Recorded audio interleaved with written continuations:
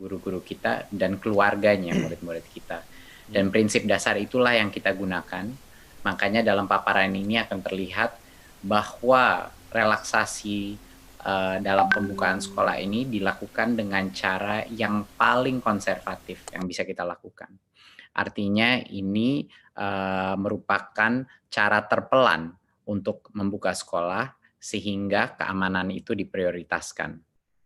Berikut bisa masuk paparan.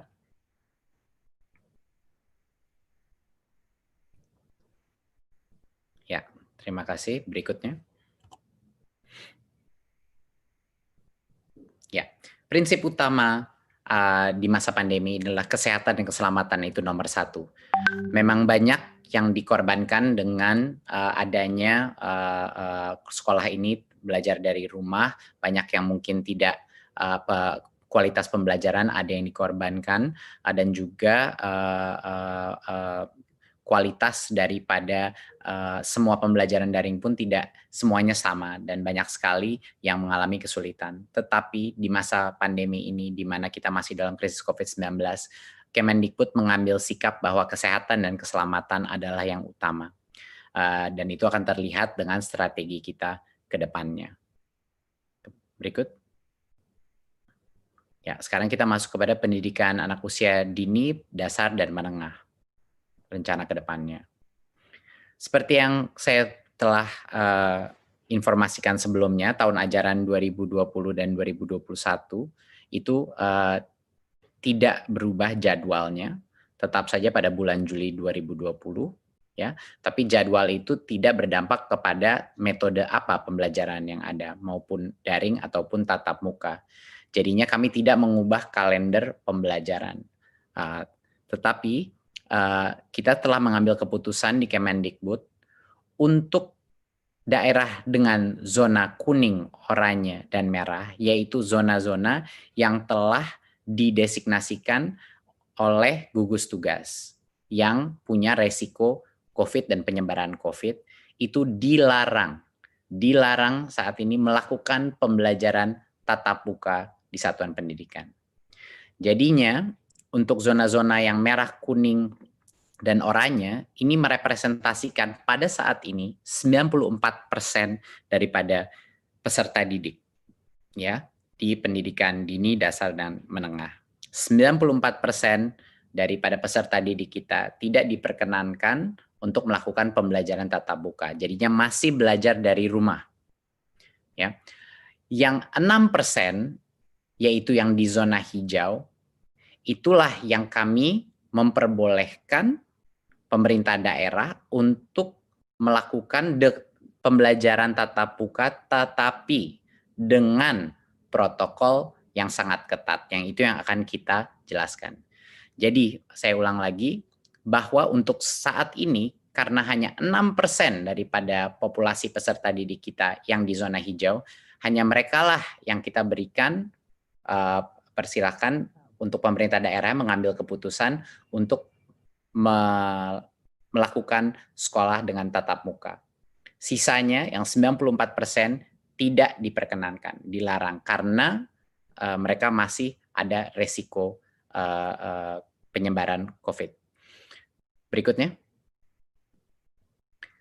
Jadi bagaimana kriteria kita untuk memulai pembelajaran tatap muka? Tentunya dari seperti yang saya paparkan tadi, pertama harus zona hijau, dan itu penetapannya ada di gugus tugas, dan nanti akan diperjelaskan juga dengan kepala gugus tugas apa yang dimaksudkan zona hijau, kuning, dan oranye. Jadi pertama, kabupaten atau kota itu harus zona hijau.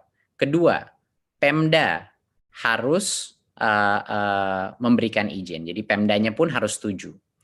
Dan yang ketiga, satuan pendidikan telah memenuhi, yaitu sekolahnya telah memenuhi semua checklist dan yang checklist daripada persiapan pembelajaran tatap muka. Pada saat ini semua tiga langkah pertama untuk kriteria pembukaan, sekolahnya boleh mulai pembelajaran tatap muka.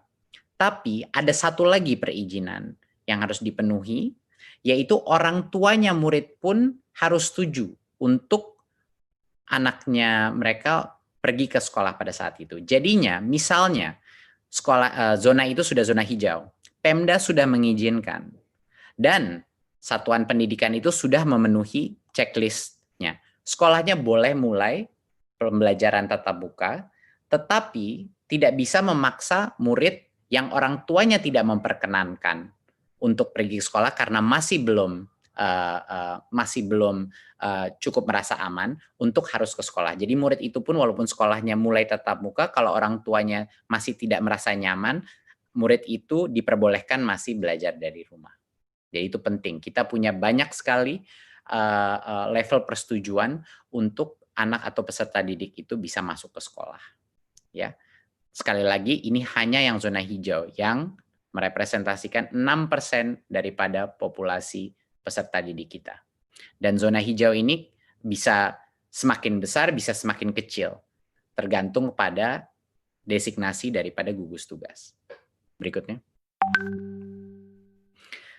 Untuk sekolah yang sudah memenuhi semua checklist itu pun, yang di zona hijau, kita melakukan tiering daripada mana jenjang yang boleh masuk dulu. Ya. Jadinya untuk bulan pertama, pada saat itu checklist sudah terpenuhi, hanya diperkenankan SMA, SMK, dan SMP. Jadi hanya yang level lebih menengah situ. Jadi SD saat ini belum boleh dipersilakan membuka, harus menunggu 2 bulan lagi.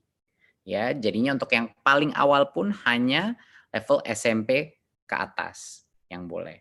Baru setelah 2 bulan kalau semuanya masih oke dan semua masih hijau, baru boleh SD dan SLB yang mulai dibuka. Ya. Mungkin saya koreksi untuk yang tahap 1 adalah SMA, SMK, MA, MAK, SMTK, SMK, dan lain-lain. Ya. Untuk tahap 2, 2 bulan setelah itu baru boleh SD, ya, MI, dan paket dan SLB. PAUD adalah yang paling terakhir dan baru boleh di bulan kelima kalau zona itu masih hijau. Ya. Bulan kelima barulah PAUD boleh memulai belajar dengan tatap muka. Dan kami telah mendapat berbagai macam masukan dan input dari berbagai macam stakeholder dalam masyarakat, dan menurut kami ini adalah cara yang paling pelan dan bertahap untuk memastikan keamanan murid-murid kami. Karena kenapa yang paling muda atau jenjang paling bawah itu kita terakhirkan, itu karena bagi mereka lebih sulit lagi untuk melakukan social distancing, ya, interaksi, apalagi untuk SD dan untuk PAUD. Makanya bahkan itu tempat zona itu sudah hijau, masih kita berikan rentan waktu 2 bulan antara SMP SMA, baru 2 bulan lagi baru SD, baru 2 bulan lagi baru PAUD. Ya. Berikutnya, nah apa yang terjadi sebentar, bisa balik sebelumnya. Mohon dimengerti bahwa pada saat zona hijau itu, kalau zona hijau itu berubah menjadi zona kuning, itu artinya proses ini diulang lagi dari nol. Jadi tidak diperbolehkan belajar tatap muka. Ya, jadi semuanya harus balik lagi belajar dari rumah. Ya, berikutnya. Ya. Untuk sekolah dan madrasah yang berasrama, kalau mereka di zona hijau, pada saat ini masih dilarang membuka asrama dan melakukan pembelajaran tatap muka. Pada saat selama masa transisi atau 2 bulan pertama ini masih dilarang karena resikonya lebih rentan karena ada asramanya. Ya, jadi pembukaan asrama dan pembelajaran tatap muka dilakukan secara bertahap pada saat masa kebiasaan baru atau new normalnya. Jadi ini pun ada spesial eksepsi untuk yang berasrama. Berikutnya. Tadi saya sudah mention bahwa akan ada checklist untuk setiap unit pendidikan kita sebelum mereka boleh memulai sekolah tatap muka lagi. Dan checklist itu adalah tentunya yang pertama, ketersediaan sarana sanitasi dan kebersihan seperti toilet, sarana cuci tangan, hand sanitizer, dan lain-lain. Dan yang kedua adalah ada akses ke fasilitas layanan kesehatan di sekitarnya, itu sangat penting. Ketiga adalah wajib memakai masker, ya. Dan keempat, termogan untuk mengecek temperatur suhu siswa dan guru yang masuk. Dan yang kelima adalah beberapa aturan atau protokol kesehatan mengenai kalau ada peserta didik yang mungkin punya kondisi medis atau lagi sakit, itu tidak diperkenankan untuk masuk. Bahkan kalau keluarganya ada yang sakit atau flu, anak itu tidak diperkenankan masuk. Dan guru dan orang tua yang punya resiko komorbiditas juga sebaiknya tidak masuk dulu ke sekolah, ya. Apakah itu diabetes atau hipertensi dan lain-lain komorbiditasnya. Ya. Dan yang terakhir adalah checklist yang terakhir, harus ada kesepakatan dengan komite satuan pendidikan, ya, untuk melakukan pembelajaran tatap muka. Jadinya harus ada komunitas persetujuan musyawarah bahwa sekolah itu terbuka. Dan itu akan kita masukkan sebagai bagian dari checklist ini. Jadinya banyak sekali checklistnya untuk bisa memulai pembelajaran tatap muka. Protokol ini sesuai dengan protokol kesehatan yang kami dapatkan dari Kemenkes, dan kami bekerja sama dengan Kemenkes untuk memastikan protokol kesehatan ini sudah align atau dengan arah yang sama dengan standar Kementerian Kesehatan. Dan kami juga ingin memastikan bahwa satuan pendidikan ini melakukan persiapan dengan Dinas Pendidikan dan Kanwil kantor Kemenak juga, ya, di masing-masing. Walaupun mereka belum zona hijau, tapi sebaiknya untuk mengerti protokol ini dan untuk preparasi sebaiknya dimulai dari sekarang untuk berkoordinasi untuk persiapannya. Berikut. Ya. Jadi salah satu hal yang terpenting tadi kita sudah mention mengenai masa transisi. Jadinya pada saat itu sekolah, misalnya di bulan Juli di zona yang hijau di satu kabupaten ingin memulai, dia sudah semua checklist sudah terpenuhi dan dia memulai pembelajaran tatap muka. Tapi tidak bisa normal dulu. Selama 2 bulan pertama dia buka, ada berbagai macam restriksi yang kita akan lakukan. Yang terpenting adalah dalam kondisi kelasnya. Yang tadinya peserta didik rata-rata itu 28-30 anak per kelas, untuk 2 bulan pertama maksimal 18 peserta didik per kelas. Ini untuk pendidikan dasar dan menengah.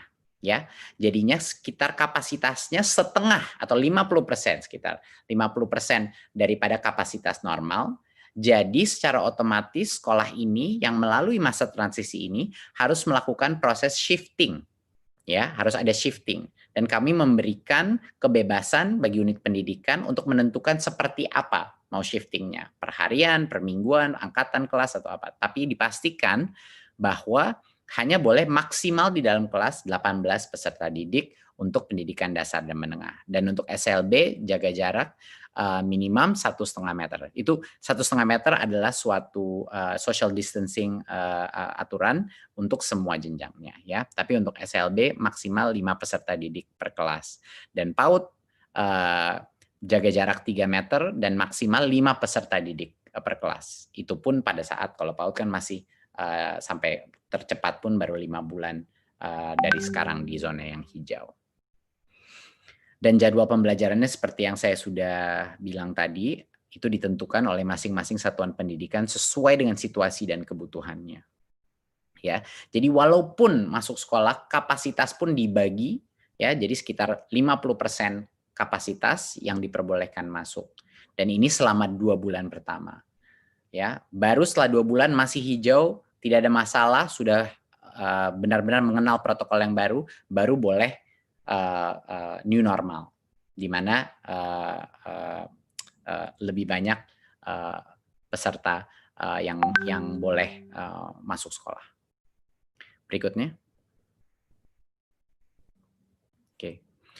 Tentunya ada beberapa lagi, tentunya menggunakan masker itu masih pada saat masa transisi dan akan dilanjutkan pada saat masa new normal, bahkan setelah 2 bulan pun masih harus. Dan juga kondisi-kondisi selain seperti komorbiditas dan kriteria kesehatan, protokol kesehatan dari Kemenkes semuanya harus dijaga. Berikutnya. Berikut. Ya. Pada saat masa transisi ini, semua aktivitas di mana anak-anak itu bercampur, berinteraksi antara kelas, itu tidak diperbolehkan. Jadi selama masa transisi ini, hanya boleh masuk ke kelas langsung pulang. Jadinya aktivitas seperti kantin, di mana anak-anak dari berbagai macam kelas berkumpul, itu tidak diperkenankan selama 2 bulan pertama. Juga kegiatan olahraga dan ekstrakurikuler itu belum diperbolehkan selama masa transisi. Ya, dan aktivitas-aktivitas lain, kegiatan belajar mengajar seperti KBM itu belum diperbolehkan pada saat masa transisi.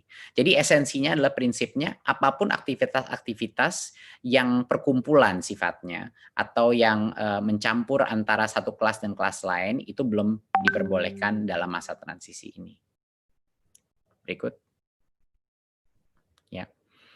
Jadi selama masa COVID ini, kami di Kemendikbud ini adalah suatu kebijakan yang telah kita keluarkan sebelumnya, tapi ini sekedar mengingatkan bahwa kami sudah membuka seluruh dana BOS untuk semua kebutuhan protokol kesehatan seperti cairan, sabun pembersih, pembasmi kuman, dan lain-lain.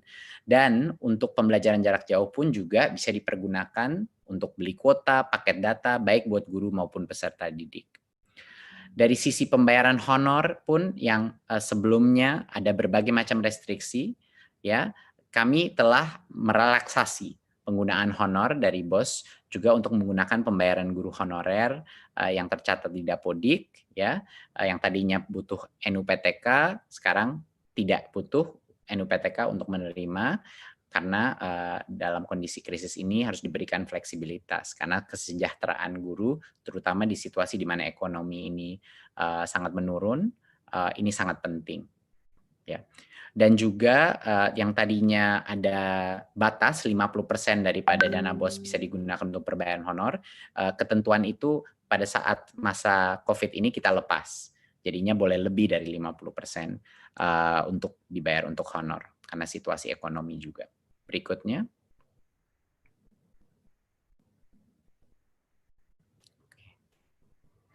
Ya. Ya, BOP PAUD juga sama. Ya, alokasinya bisa digunakan untuk berbagai macam pembelajaran jarak jauh maupun juga untuk protokol kesehatan. Sama juga yang tadinya honor itu hanya untuk transport pendidik, sekarang untuk pembiayaan honor pendidik bisa digunakan BOP PAUD sehingga lebih fleksibel, tidak hanya digunakan untuk transport, biaya transport pendidik. Dan yang sebelumnya persentase penggunaannya disekat-sekat, untuk masa krisis ini tentu besaran persentase per kategori itu dilonggarkan. Jadi tidak ada lagi diberikan sekat-sekat. Jadi sesuai dengan kebutuhan masing-masing PAUD yang ada. Jadi ini sekedar penekanan dari kami bahwa fleksibilitas penggunaan dana BOS itu bisa digunakan untuk melakukan masa transisi ini ya terhadap new normal. Dan itu sudah kita bebaskan bagi masing-masing kepala sekolah untuk menggunakan diskresinya untuk menjaga protokol kesehatan jika mereka sudah di zona hijau. Berikut.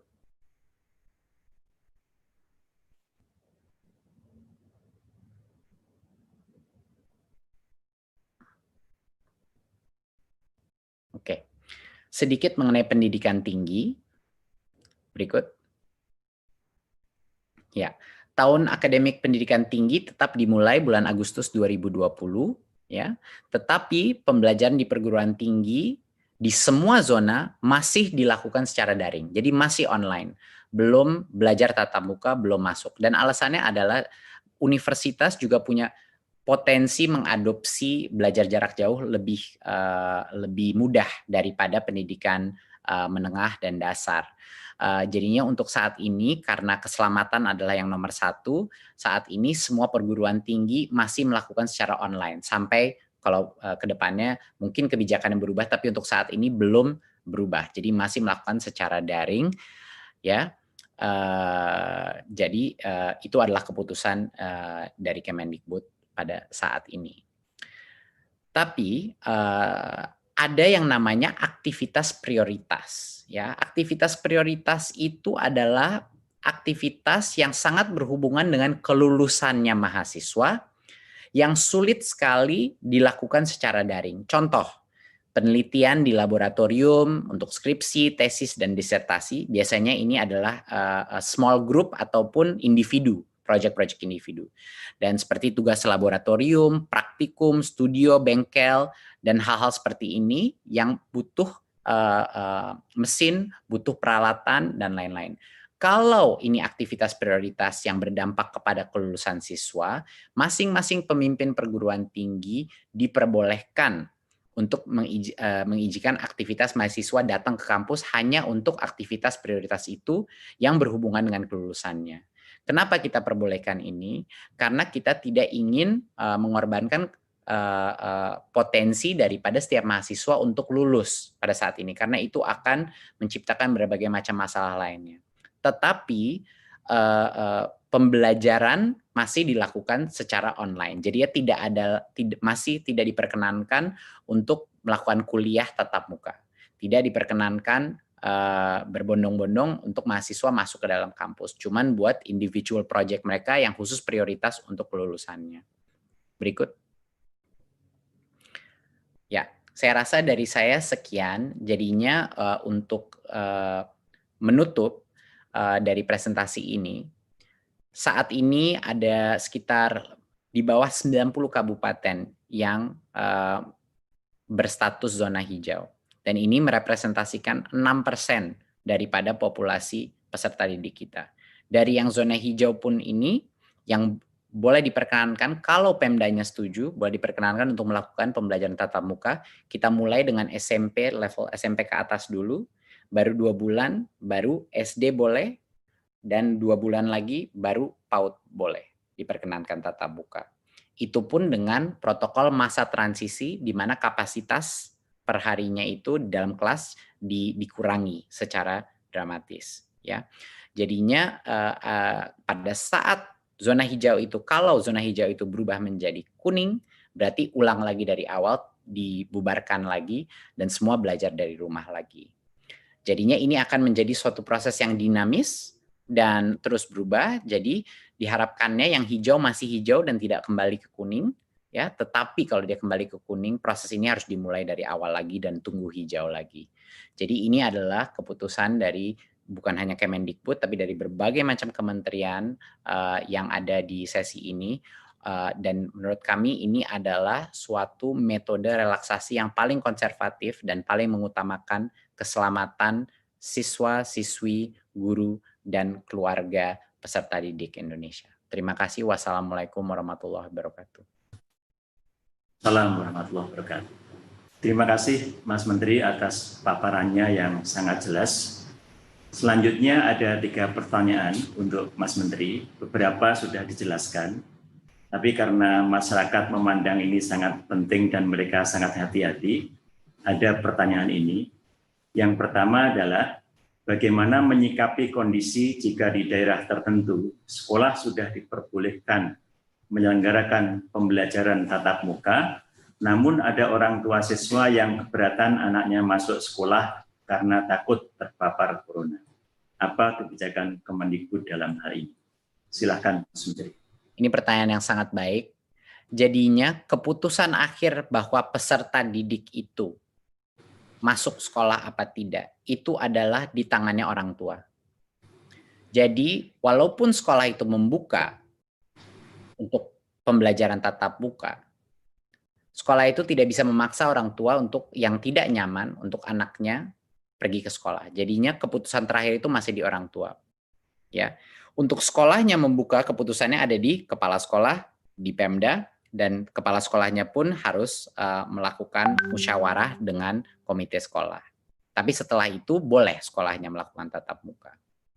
Tetapi masing-masing orang tua masih punya hak untuk menentukan apakah anaknya diperkenankan untuk pergi ke sekolah. Jadinya untuk sekolah yang terbuka pun kalau orang tua yang tidak nyaman, anak itu diperbolehkan untuk belajar dari rumah.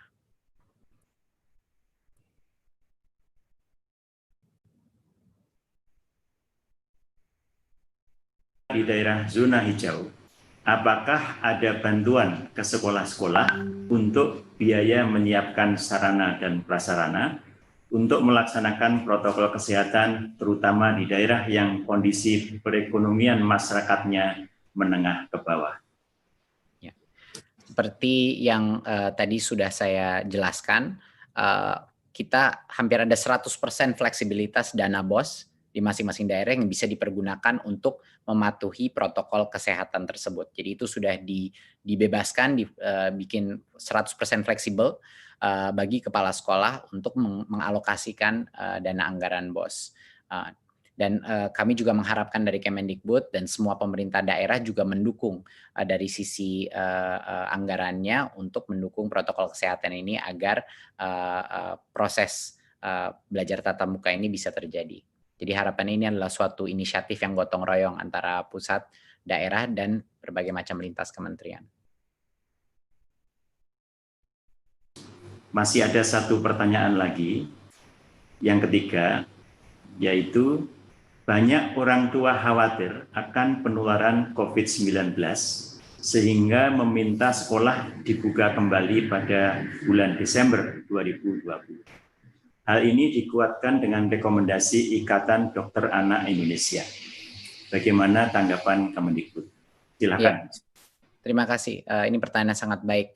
Ya, karena berbagai macam input yang telah kita dapatkan, itulah hasil kebijakan hari ini adalah makanya semakin jenjangnya semakin rendah, semakin jauh waktu pembukaannya. Makanya PAUD itu tercepat adalah mungkin 5 bulan dari sekarang. Itu pun untuk hanya yang zona hijau gitu. Jadinya ini benar-benar kami melalui proses karena kita menyadari bahwa protokol social distancing semakin jenjangnya semakin mudah akan semakin sulit untuk mengontrolnya.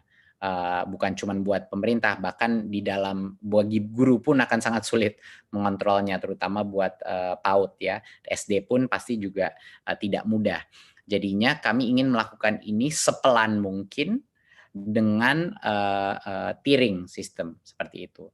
Dan seperti yang sudah saya utarakan sebelumnya, bahkan yang tatap muka pun dengan kapasitas yang sangat di bawah normal. Jadinya semua sekolah yang memulai masa transisi harus melakukan shifting terhadap ini. Jadi harapannya dengan ini paling tidak untuk daerah-daerah di mana zonanya hijau mulai ada pembelajaran new normal yang terjadi, tapi pada saat situasi berubah menjadi lebih negatif itu kembali lagi kepada belajar dari rumah.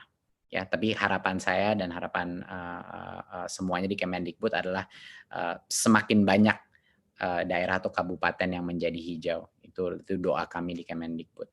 Harapannya begitu. Tapi kami siap untuk semua senario. Terima kasih Mas Menteri. Bapak Ibu yang saya hormati, selanjutnya kita akan mendengarkan tanggapan dari Bapak Dirjen Pendidikan Islam mewakili Bapak Menteri Agama mengenai kebijakan yang tadi telah disampaikan oleh Mas Menteri Pendidikan dan Kebudayaan. Kami persilahkan Bapak Komarudin Amin. Baik, bismillahirrahmanirrahim. Assalamualaikum warahmatullahi wabarakatuh.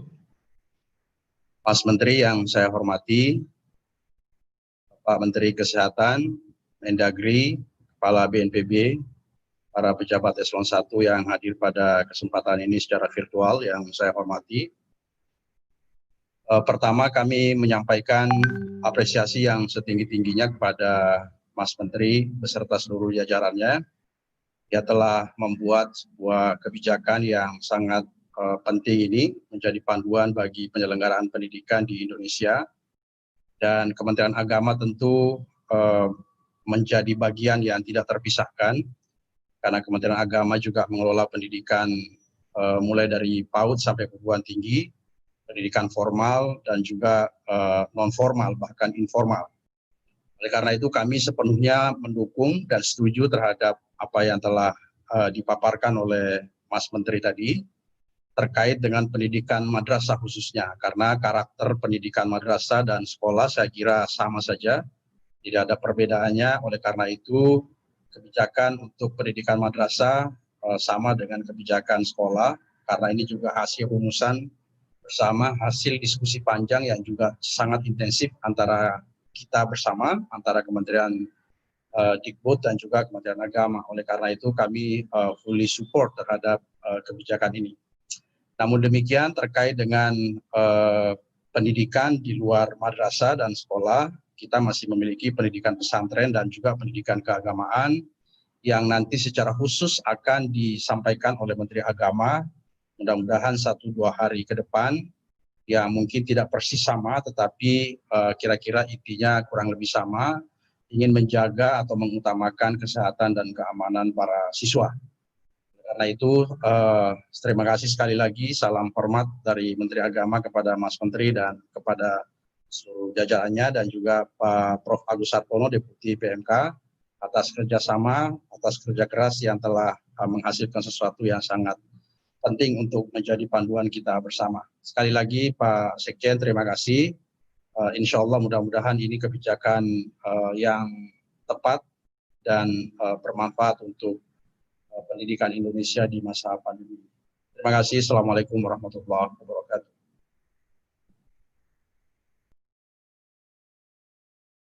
Pak Dirjen atas tanggapan dan dukungannya.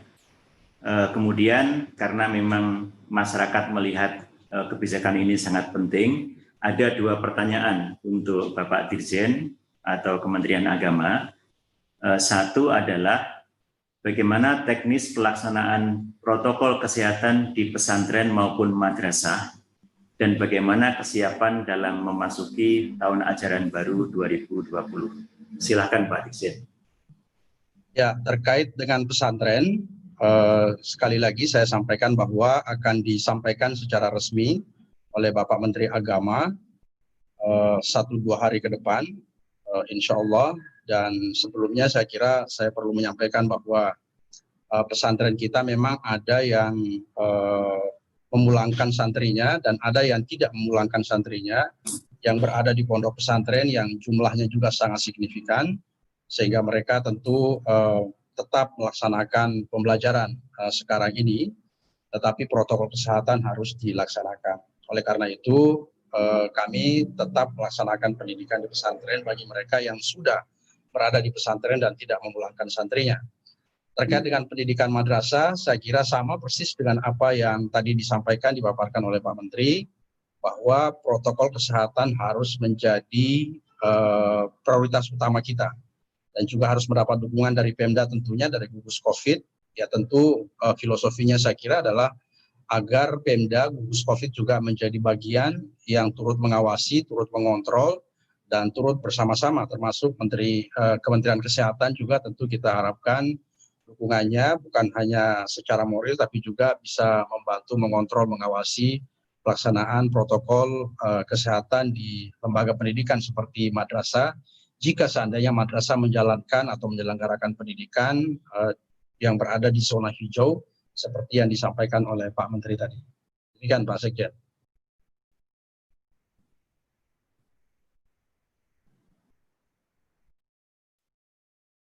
Satu pertanyaan lagi, yaitu mengenai apa imbauan kepada orang tua dalam mendampingi anak belajar dari rumah, terutama bagi siswa di pesantren dan madrasah, dan bagaimana pelaksanaan pembelajarannya di zona hijau. Silakan Pak Dirjen. Ya, kepada santri yang sedang berada di pondok dan tidak pulang ke rumah dan tetap mengikuti pembelajaran sebagaimana biasanya, tentu kami berharap, kami menghimbau kepada penyelenggara pendidikan pesantren, kepada santri-santri juga, agar terus mengutamakan keselamatan dan kesehatan, agar terus menjaga protokol 19, agar terus menjaga kebersihan dan membiasakan hidup sehat. Saya kira ini pesan yang harus kita sama-sama sampaikan kepada seluruh masyarakat kita. Kepada santri-santri dan kepada siswa-siswi madrasah dan pondok pesantren yang sedang berada di rumah, Ya, kami menghimbau agar orang tua berpartisipasi, terlibat, engage dalam membina, mengarahkan anak-anak kita. Meskipun misalnya tidak bisa semaksimal ketika sedang berada di sekolah atau di madrasah, tetapi pembinaan akhlak, pembinaan karakter, hubungan komunikasi dengan orang tua, saya kira hal yang harus diharus utamakan, harus terus dilanjutkan, dikerjakan oleh orang tua agar keberadaan anak-anak kita di rumah tidak mengurangi akumulasi intelektualitasnya dan juga terutama pembinaan akhlaknya, pembinaan moralnya, sehingga keberadaannya insya Allah tetap bermanfaat dan juga tetap berkontribusi untuk membangun, membina atau mendidik anak-anak kita di rumah. Terima kasih Pak Sekjen. Terima kasih Bapak Dirjen. Bapak Ibu peserta webinar yang saya hormati, kita melihat bahwa aspek kesehatan adalah terpenting. Oleh karena itu berikutnya kita akan mendengarkan penjelasan dan arahan dari Bapak Menteri Kesehatan. Dan untuk itu kami persilahkan Bapak Menteri Kesehatan, Bapak Agus Putranto untuk menyampaikan penjelasannya.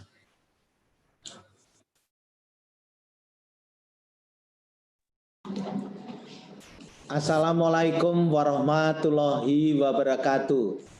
Waalaikumsalam warahmatullahi wabarakatuh. Selamat sore, salam sejahtera buat kita semua. Salam, Om Swastiastu, Namo Buddhaya, salam kebajikan. Yang saya hormati Bapak Menko maupun yang mewakili para menteri dan juga yang hadir pada pertemuan pada kali ini. Kementerian Kesehatan bersama-sama dengan kementerian lain sudah membuat protokol-protokol dan khususnya bersama Menteri Pendidikan dan Menteri Agama, kami secara teknis dan secara konsultatif sudah membuat protokolnya. Dan dari Kementerian Kesehatan akan menyiapkan sarana prasarana kesehatan, fasilitas pelayanan kesehatan, baik itu khususnya puskesmas dan sarana kesehatan di sekitar sekolah untuk bisa melakukan pendampingan, promotif preventif, dan juga di dalam konsultatif memonitor kegiatan sekolah. Itu akan kami lakukan terus-menerus dan mudah-mudahan prioritas untuk keselamatan dan kesehatan dari para murid bisa berjalan dengan baik, kegiatan belajar mengajar bisa berjalan dengan lancar, dan itu adalah harapan kami semua. Itu yang bisa kami lakukan dan kami akan terus support dan dukung apa yang sudah dicanangkan oleh Menteri Pendidikan dan Kebudayaan maupun Kementerian Agama. Sekian dan terima kasih. Wassalamualaikum warahmatullahi wabarakatuh. Wabarakatuh. Terima kasih Bapak Menteri Kesehatan atas arahan dan dukungannya. Kemudian ada dua pertanyaan untuk Bapak Menteri Kesehatan. Yang pertama adalah bagaimana tanggapan terkait kasus sekolah buka lagi, namun ada beberapa anak yang justru terinfeksi COVID-19, dan bagaimana dukungan Kementerian Kesehatan dalam memastikan agar sekolah tetap menjadi lingkungan yang sehat. Silakan Bapak Menteri. Terima kasih atas pertanyaan yang begitu baik. Kalau ada kasus positif di sekolah, maka otomatis Puskesmas dan Dinas Kesehatan Kabupaten Kota akan berkoordinasi dengan sekolah tersebut untuk menjaga agar tidak terjadi penyebaran lebih lanjut. Dan aktivitas sekolah akan dihentikan dulu sementara dan juga terus dilakukan tracing pada anak yang sakit tersebut. Dan tracing itu bisa ditelusuri dari lingkungan anak tersebut maupun juga di lingkungan sekolahnya. Dan untuk sekolah nanti di kemudian hari dibuka atau tidak, nanti mengikuti prosedur tatanan tata kelola yang sudah ditetapkan oleh tadi Menteri Pendidikan dan Kebudayaan. Kami akan terus memantau sehingga sekolah itu betul-betul menjadi hijau, tidak ada kasus lagi, dan bisa dibuka sehingga berjalannya pendidikan bisa lancar, namun keselamatan dan kesehatan para murid menjadi prioritas utama kami. Terima kasih. Terima kasih Bapak Menteri Kesehatan. Ini masih ada satu pertanyaan lagi, yaitu jika sekolah dibuka di daerah zona hijau, apakah ada bantuan dari Kementerian Kesehatan ke sekolah-sekolah dalam melaksanakan protokol kesehatan? Silakan. Kami di dalam dukungan terhadap protokol kesehatan jelas melalui fasilitas pelayanan kesehatan di sekitar sekolah yang kami surati dan kami himbau atau kami perintahkan untuk bisa melakukan pendampingan terhadap sekolah-sekolah yang buka, melakukan promotif dan preventif, sehingga kegiatan belajar mengajar di sekolah tersebut dipastikan berlangsung dengan aman, lancar, sehat, dan selamat. Itu yang bisa kami lakukan. Terima kasih. Dan juga jawaban terhadap pertanyaan-pertanyaan dari media. Bapak Ibu yang saya hormati, selanjutnya kita akan mendengarkan penjelasan dan tanggapan dari Menteri Dalam Negeri yang dalam hal ini akan diwakili oleh Bapak Dirjen Administrasi Kewilayahan Kementerian Dalam Negeri. Untuk itu saya persilahkan Bapak Eko Subowo. Silakan Bapak Dirjen. Baik, terima kasih. Assalamualaikum warahmatullahi wabarakatuh. Waalaikumsalam. Yang kami hormati Bapak Menko atau yang diwakili, yang kami hormati Bapak Mendikbud, Bapak Menteri Kesehatan, Kemenak, serta Bapak Ibu sekalian yang berkenan bergabung di acara ini dan yang memonitor lewat live streaming. Pertama-tama kami menyambut baik atas diterbitkannya surat keputusan bersama oleh Menteri Pendidikan dan Kebudayaan, Menteri Agama, Menteri Kesehatan, dan Menteri Dalam Negeri terkait dengan panduan penyelenggaraan pembelajaran pendidikan pada tahun ajaran dan tahun akademik baru di masa pandemi COVID-19. Kami mengapresiasi dari hasil pekerjaan yang kami tahu dikerjakan dengan Spartan dan kerja keras dari semua pihak. Kemudian Bapak Ibu sekalian yang kami hormati, kami perlu menyampaikan bahwa pemberlakuan daripada pedoman ini sangat bergantung kepada kondisi dan kriteria di tiap zona yang ditentukan. Saat ini zona yang diperkenalkan adalah memang zona hijau untuk dimulai pelaksanaan pemberlakuan pedoman ini. Namun demikian, dalam setiap zona pada hakikatnya ketentuan umum atau protokol umum yang harus dilakukan adalah pakai masker, jaga jarak, dan cuci tangan.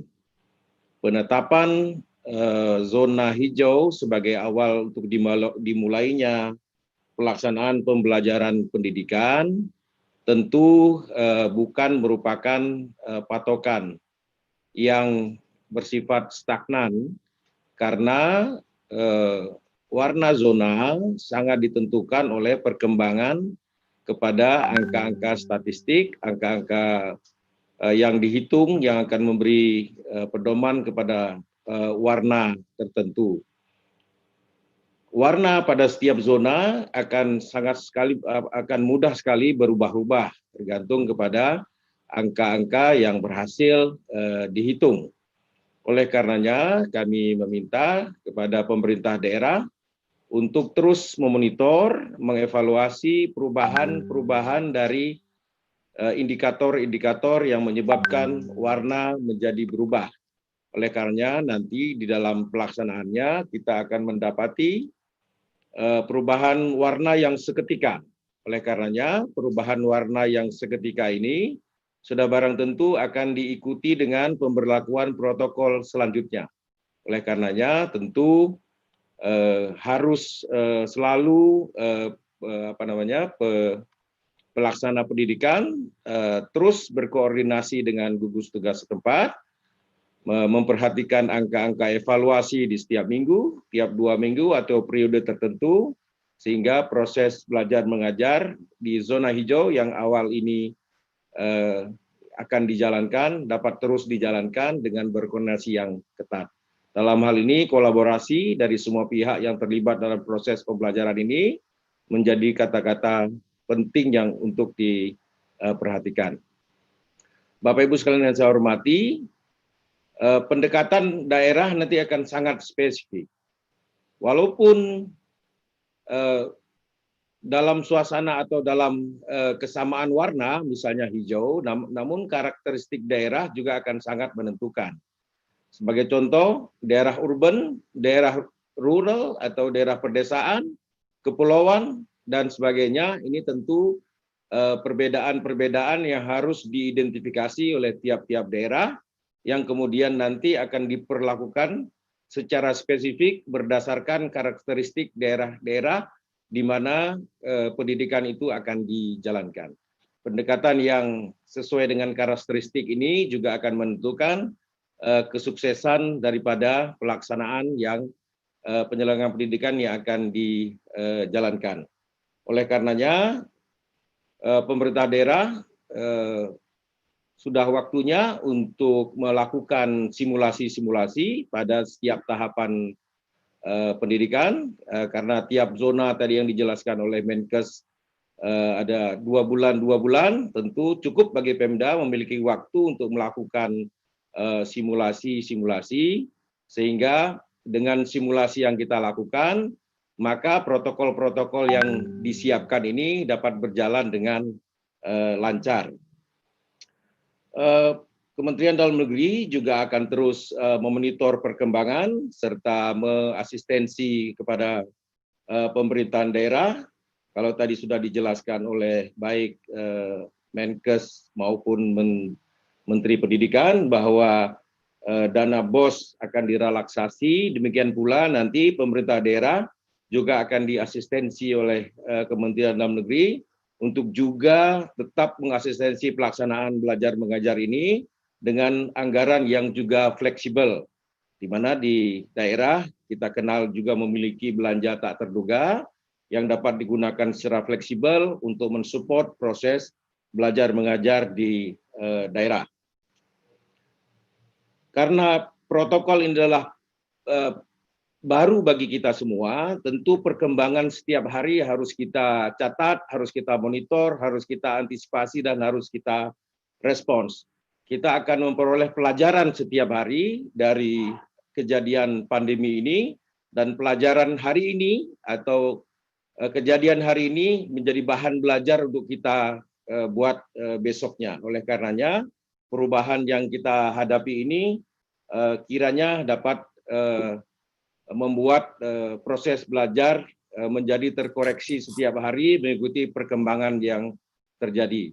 Oleh karenanya perkembangan yang cepat harus bisa diantisipasi oleh pemerintah daerah, terutama juga oleh penyelenggara pendidikan di tiap-tiap daerah.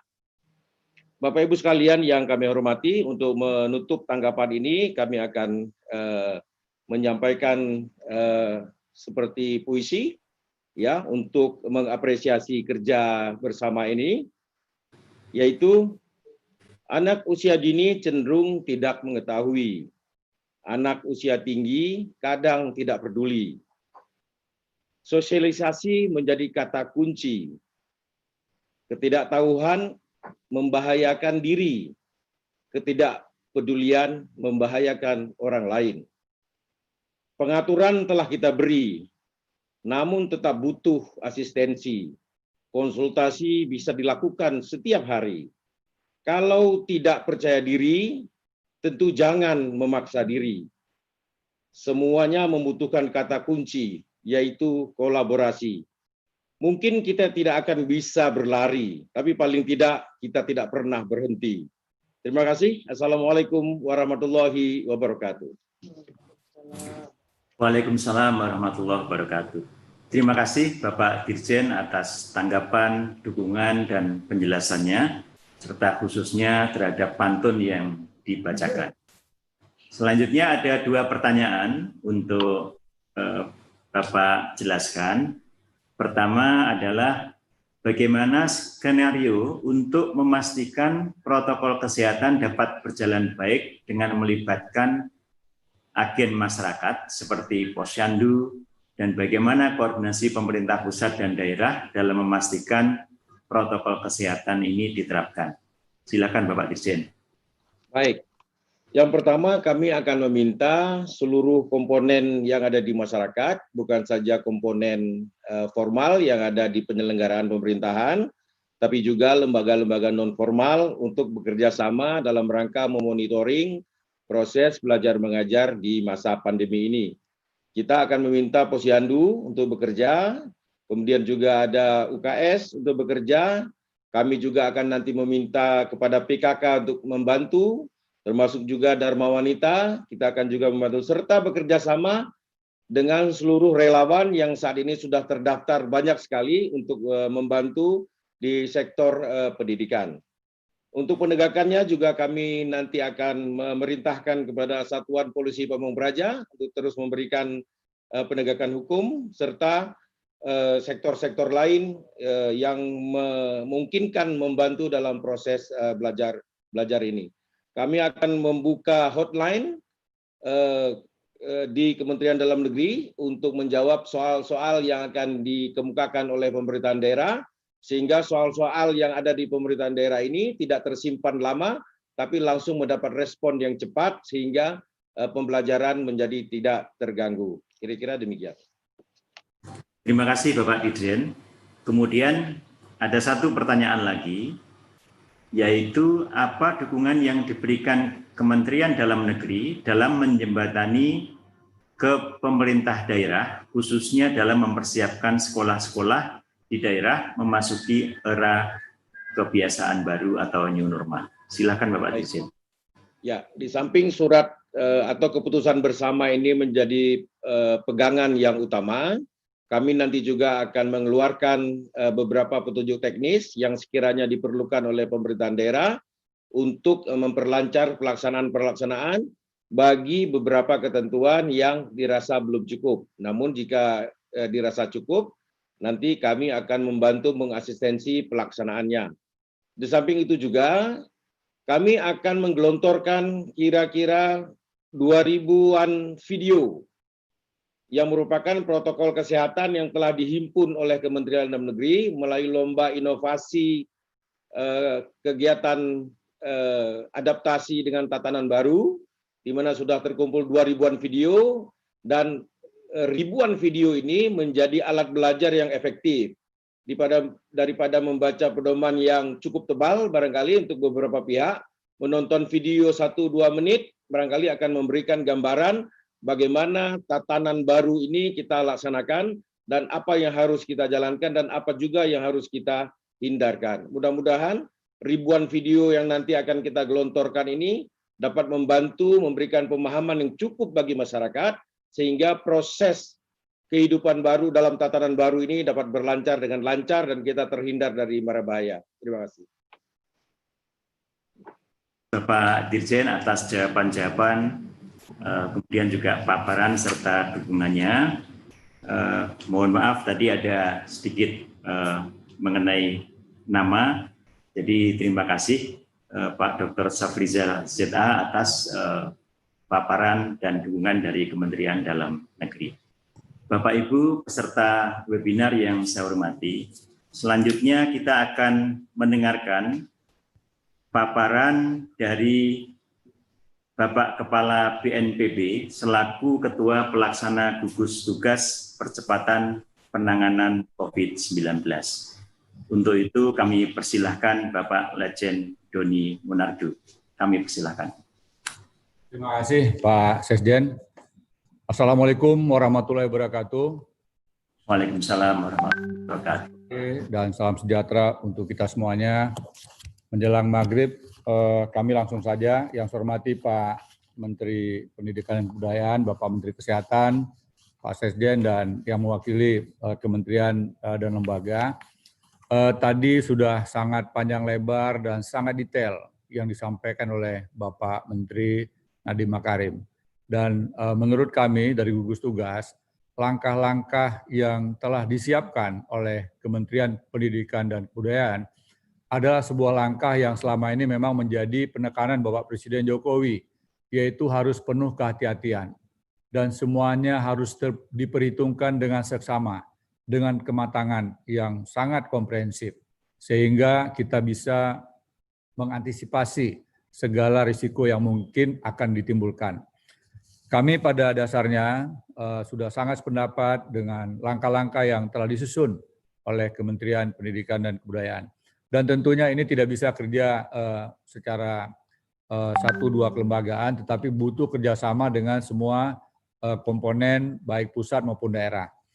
Oleh karenanya, gugus tugas bersama dengan Kementerian Kesehatan akan senantiasa memberikan informasi baik kepada pemerintah provinsi, kabupaten, kota, termasuk juga dengan kementerian lembaga yang lain, sehingga perkembangan-perkembangan yang terjadi di daerah akan senantiasa bisa kita pantau. Nah, tadi sudah disampaikan oleh Bapak Safrizal dari Kementerian Dalam Negeri tentang aturan dalam menilai atau memberikan kriteria warna. Ya, jadi ada 3 bidang yang harus kita nilai, dan ini sudah menjadi persyaratan dari WHO dan juga sudah disetujui oleh perwakilan dari seluruh provinsi, terutama dari Dinas Kesehatan Provinsi, termasuk juga dari pakar epidemiologi, dari perguruan tinggi, dari pengamat, dan khususnya dari Kementerian Kesehatan, yaitu harus memenuhi dasar-dasar epidemiologi, kemudian juga memenuhi data surveillance kesehatan masyarakat, dan juga tentunya sistem pelayanan kesehatan. Ada 15 kriteria yang ini bisa dilihat sendiri oleh Bapak Ibu sekalian, yang tetap menjadi acuan dari gugus tugas, yang mana dalam hal ini dihitung, dievaluasi, dianalisa oleh tim pakar yang dipimpin oleh Profesor Wiku Adhisa Smito. Bagi Bapak Ibu sekalian yang mungkin masih memerlukan informasi terkait dengan data-data ini, bisa setiap saat menghubungi Profesor Wiku Adhisa Smito bersama timnya. Kemudian 15 kriteria ini nantinya akan ditemukan angkanya, sehingga tiap-tiap angka ini akan mencerminkan warnanya. Ya, kalau risikonya tinggi, berarti angkanya rendah. Artinya apa? Tidak atau belum memenuhinya semua persyaratan yang diharapkan, baik oleh WHO maupun dari Kementerian Kesehatan. Kemudian ada zona risiko sedang yang warnanya orange. Ya, kemudian zona risiko rendah warnanya kuning, dan zona tidak terdampak. Nah, bisa saja warna ini mengalami perubahan setiap saat, tergantung dari perkembangan dan dinamika yang terjadi. Untuk zona hijau, sejauh ini kita katakan tidak ada dampak. Termasuk ada yang zona kuning yang risiko rendah, kemudian karena kerja keras dari seluruh komponen, baik pemerintah kabupaten kota maupun tokoh-tokoh masyarakat, ulama, budayawan, dan juga termasuk kalangan pelajar, sehingga yang tadinya risikonya rendah atau warna kuning bisa tidak ada dampak. Tidak ada kasus positif, tidak ada angka kematian, kemudian kesiapan pelayanan kesehatan semakin meningkat, sehingga bisa kembali ke zona hijau. Tetapi demikian juga sebaliknya, yang saat sekarang statusnya zona hijau, tetapi tidak hati-hati dalam kegiatan menjaga atau memperhatikan protokol kesehatan, tidak memperhatikan tentang menggunakan masker, tidak memperhatikan tentang jaga jarak, dan juga kurang memperhatikan masalah kebersihan, tidak cuci tangan, dan sebagainya. Ini bisa jadi dari hijau berubah menjadi kuning. Oleh karenanya, Bapak Ibu sekalian, gugus tugas akan selalu memberikan informasi kepada semua pihak, sehingga sistem pendidikan di negara kita tetap terjamin keamanannya.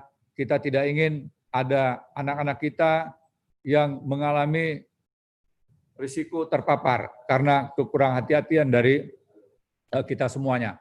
Oleh karena sekali lagi, komitmen kita adalah membuka pendidikan, memulai kegiatan tatap muka di tempat yang paling aman, yaitu daerah yang tidak ada dampaknya. Adapun yang tadi telah disampaikan oleh Bapak Menteri Pendidikan dan Kebudayaan, tidak mungkin dilakukan program tatap muka pada wilayah yang punya risiko, walaupun risikonya itu rendah. Ya. Kemudian kita lihat warna hijau, sekarang ini ada 92 kabupaten kota, tetapi data ini adalah data pada tanggal 7 Juni yang lalu. Nah, kami akan segera mengumumkan setelah data-data lebih lengkap lagi. Dan bisa saja jumlah yang 92 ini akan berkurang menjadi lebih kecil lagi. Kiranya demikian yang dapat kami sampaikan, dan mari kita semuanya bersemangat, kita bertekad, pendidikan tetap kita mulai pada tahun ajaran baru yang telah ditentukan oleh pemerintah, oleh Kementerian Pendidikan dan Kebudayaan. Kita doakan anak-anak kita semuanya tetap bisa belajar dengan tenang, baik di rumah maupun di bangku sekolah, terutama di daerah yang hijau, dan tetap selamat. Indonesia menjadi lebih profesional dalam pendidikan, lebih maju, dan bangsa kita menjadi bangsa yang lebih cerdas dan dapat meningkatkan kualitas pendidikan pada waktu yang akan datang. Demikian, wassalamualaikum warahmatullahi wabarakatuh. Waalaikumsalam warahmatullahi wabarakatuh. Terima kasih Bapak Ketua Gugus Tugas atas arahan, penjelasan dan dukungannya. Kemudian perkenankan kami menyampaikan 2 pertanyaan dari media. Pertama adalah bagaimana menjamin zona hijau tetap hijau saat PSBB dilonggarkan, karena di beberapa kasus ada zona hijau yang kemudian berubah menjadi zona kuning. Khawatirnya saat sekolah dibuka, zona wilayah itu tiba-tiba berubah. Silakan Bapak Ketua Gugus Tugas. Baik, terima kasih.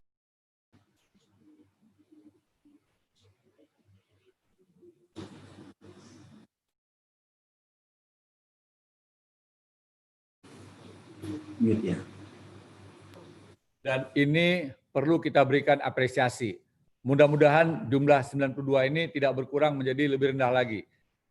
Ini bukan kerja 1-2 pihak, tetapi ini kerja bersama, gotong royong. Selama seluruh masyarakat bisa meningkatkan disiplin untuk taat kepada protokol kesehatan, maka zona hijau akan tetap bertahan. Tetapi manakala upaya-upaya untuk meningkatkan disiplin mengalami pengendoran, bisa jadi zona hijau berubah menjadi zona kuning. Sekali lagi, Pak Sesgen, potensi untuk kembali ke zona dari kuning ke hijau pun bukanlah pekerjaan yang mudah. Oleh karenanya, kerja keras, kemudian kerjasama sangat penting. Kunci dari keberhasilan untuk mempertahankan zona hijau adalah yang pertama disiplin kepada protokol kesehatan, yang kedua disiplin kepada protokol kesehatan, dan yang ketiga disiplin kepada protokol kesehatan. Demikian Pak Sekjen.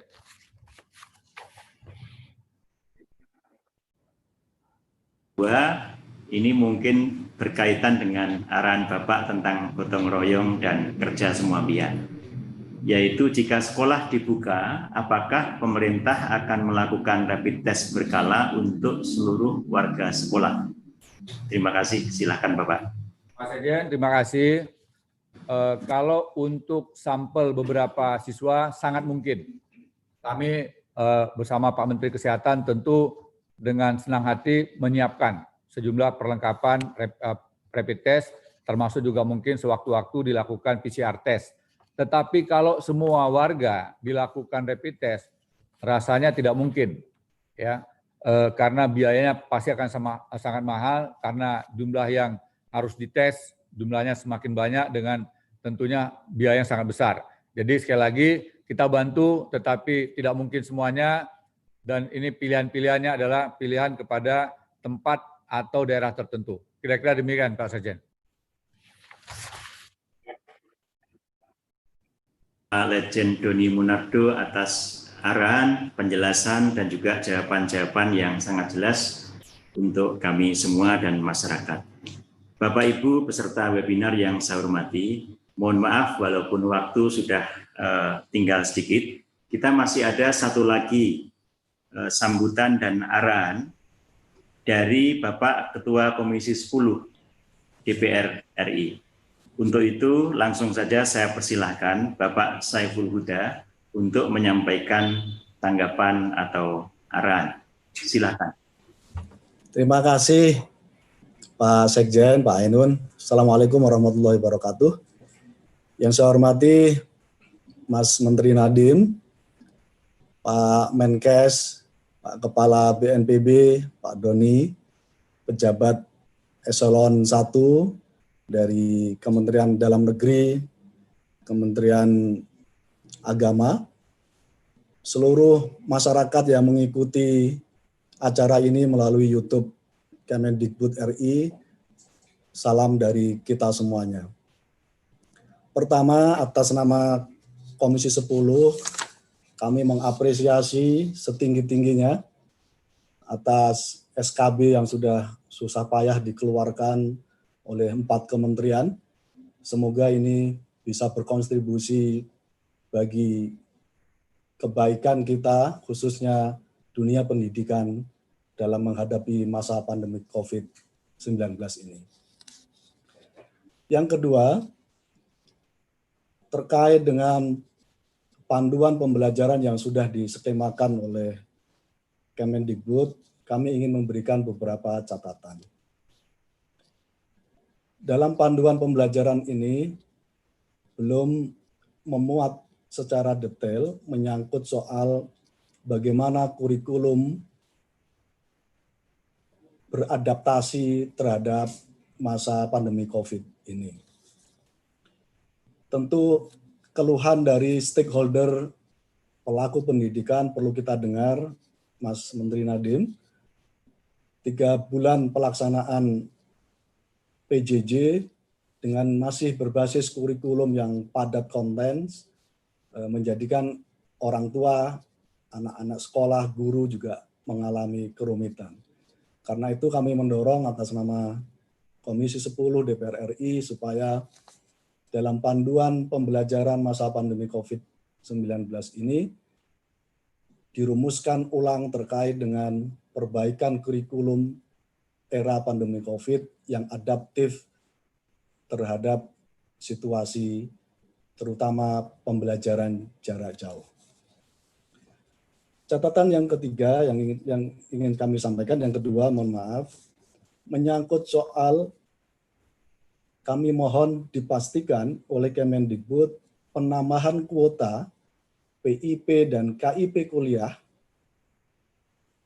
pada tahun 2020 dan 2021 supaya anak-anak muda Indonesia dapat mengenyam pendidikan secara baik, dapat belajar baik di tingkat SD, SMP, dan SMK, dan SMA, dan termasuk anak-anak muda Indonesia bisa berkuliah. Saya menyebutnya skema penambahan PIP dan KIP ini bagian dari social safety net bidang pendidikan. Karena itu, kita akan dorong supaya penambahan kuota PIP dan KIP kuliah bisa terlaksana pada tahun 2020 dan 2021. Catatan kami yang ketiga, Bapak Ibu sekalian yang saya hormati, kami ingin memastikan kembali terkait dengan relaksasi UKT.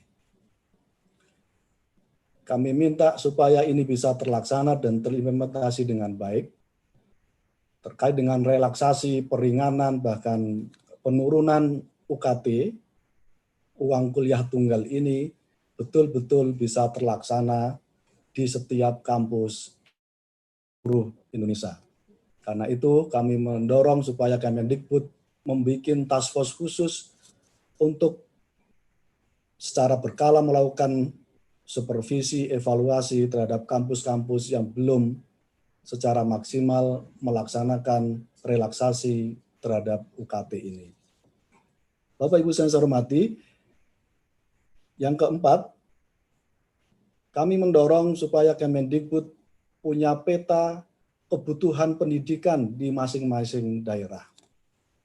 Peta kebutuhan pendidikan ini menyangkut soal berapa banyak sekolah yang belum mempunyai infrastruktur terhadap akses internet, sementara pelaksanaan pembelajaran jarak jauh harus tetap dilaksanakan. Peta kebutuhan pendidikan yang kedua menyangkut soal berapa banyak sekolah yang tadi juga dipertanyakan oleh masyarakat yang belum mampu mengadakan alat-alat kesehatan dalam rangka untuk menerapkan protokol kesehatan di sekolah-sekolah yang masuk pada zona hijau, yang pada konteks ini dana BOS tidak dimungkinkan untuk dipakai dalam pengadaan alat-alat kesehatan dalam melaksanakan protokol kesehatan. Catatan kami yang kelima, Bapak Ibu yang saya hormati, ini menyangkut soal bantuan terhadap sekolah dan kampus yang ketika mengalami pandemi COVID ini tidak bisa melaksanakan penyelenggaraan pendidikan belajar PJJ. Banyak sekolah swasta dan kampus swasta yang kolaps karena menghadapi pandemi COVID ini. Di luar skema BOS, kami berharap ada kebijakan khusus dari Kemendikbud, termasuk berkolaborasi maksimal terhadap Pemda-Pemda untuk memberikan uluran tangan terhadap sekolah-sekolah swasta dan kampus-kampus swasta yang mengalami kolaps menghadapi pandemi COVID ini.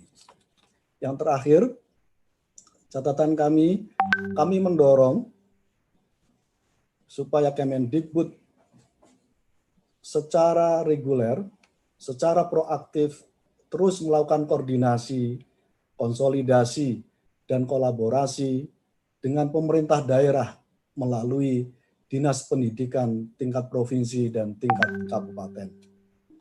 Karena Dinas Pendidikan inilah yang mempunyai otoritas dan fungsi terkait dengan penyelenggaraan pendidikan di daerah. Saya merasa seluruh panduan pembelajaran yang tadi sudah disampaikan oleh Mas Menteri Nadiem baru akan terlaksana dengan baik ketika dinas bisa menyelenggarakan secara maksimal konsolidasinya dengan sekolah-sekolah yang ada di daerah masing-masing, baik SD, SMP, SMA, Madrasah Ibtidaiyah, Madrasah Tsanawiyah, dan Madrasah Aliyah. Demikian Bapak Ibu sekalian yang bisa kami sampaikan. Sekali lagi, semoga catatan dari Komisi 10 DPR RI ini menjadi bagian dari utuh dari panduan pembelajaran di masa-masa yang akan datang. Assalamualaikum warahmatullahi wabarakatuh. Waalaikumsalam warahmatullahi wabarakatuh. Terima kasih Bapak Ketua Komisi 10 DPR RI atas catatan-catatan dan masukan-masukannya yang baik. Selanjutnya ada 2 pertanyaan. Pertama adalah bagaimana dukungan kepada pemerintah dalam penerapan tahun ajaran baru 2020 di era memasuki kenormalan baru. Silakan Bapak Ketua. Terkait dengan ini saya kira seperti apa yang tadi sudah kami sampaikan, supaya anak-anak muda kita masih bisa berjalan maksimal, kami berharap bisa bersekolah dan bisa berkuliah.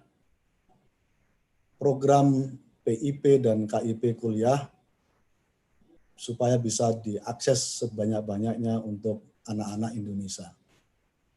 Dengan cara ini, kita berharap masa pandemi COVID ini memberikan kegembiraan bagi siswa dan bagi calon mahasiswa ketika bisa bersekolah dan bisa kuliah karena mendapatkan bantuan dari program PIP dan KIP kuliah. Terima kasih. Selanjutnya untuk pertanyaan kedua, bagaimana pandangan DPR RI dengan kebijakan pemerintah tentang pembelajaran tatap muka di zona hijau dan pembelajaran dari rumah untuk daerah yang masih masuk kategori kuning, oranye, dan merah. Silakan. Kami mendukung sepenuhnya apa yang tadi sudah ditetapkan oleh SKB 4 Menteri ini menjadi bagian utuh dari sikap Komisi 10 DPR RI. Bahwa di zona hijau kita izinkan untuk terlaksananya pendidikan tatap muka, untuk zona merah, kuning, orange, supaya tetap dilaksanakan pembelajaran di rumah.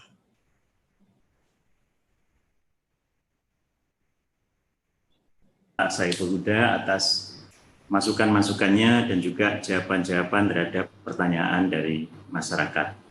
Bapak-bapak dan ibu-ibu peserta webinar yang saya hormati, dengan demikian kita telah menyelesaikan semua acara. Kami menyampaikan terima kasih kepada bapak-bapak narasumber, bapak-bapak menteri, Ketua Komisi 10 dan Ketua Gugus Tugas Percepatan Penanganan COVID-19 atas semua arahan mengenai masalah pembelajaran di era kebiasaan baru ini. Semoga kita semua sehat dan segera dapat menyelesaikan masalah COVID-19. Terima kasih. Apabila ada yang kurang dan hilaf dalam membawakan acara ini, saya mohon maaf. Wassalamualaikum warahmatullahi wabarakatuh.